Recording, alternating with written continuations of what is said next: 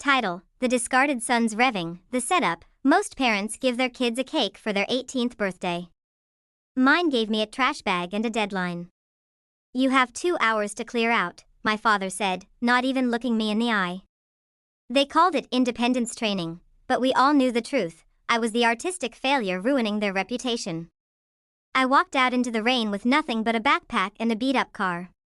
For 9 years, I survived on ramen and grit, while they lived in luxury, forgetting I even existed. But they forgot one thing: my grandfather was watching everything. Hook number 1, suspenseful music. I thought I was alone in the world, but a secret meeting in a dark hospital room was about to change my life forever. The Shift, my grandfather, Arthur, was the only one who saw my worth. While my parents ignored my calls, he was quietly documenting their cruelty. When he passed away, the family vultures circled his estate. At the funeral, my mother actually had the nerve to ask if I'd learned my lesson yet. They expected me to beg for a place in the will. We sat in the lawyer's office, my sister already picking out which of Grandpa's cars she wanted.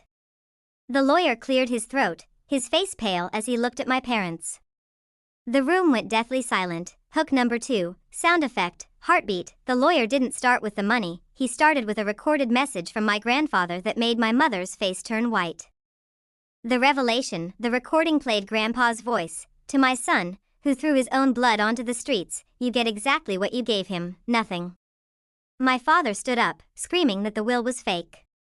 But then came the bombshell. The entire $3.5 million estate, including the house you're currently living in, goes to Oliver. The silence that followed was heavy.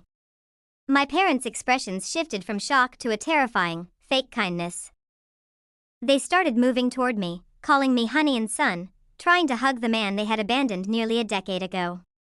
But their greed was just getting started. Hook number 3, visual, close-up of a legal document. They thought they could trick me into signing it all away, but I had a hidden weapon they never saw coming: the conflict. Within 24 hours, they tried to freeze the accounts, claiming I was mentally unstable due to the years of poverty they forced me into.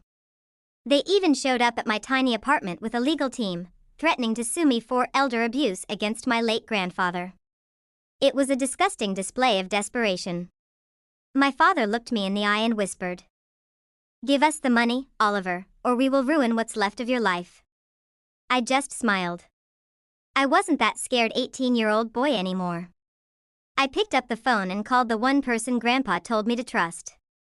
The trap was set. Hook number 4, music, high tension. They walked into the courtroom thinking they had one, but they didn't realize they were walking into a police sting. The resolution: in court, my lawyer revealed the evidence. My parents had tried to forge Grandpa's signature weeks before he died.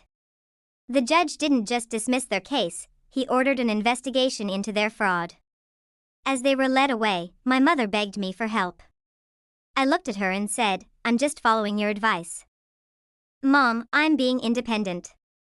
I walked out of that court a millionaire, but more importantly, I walked out free.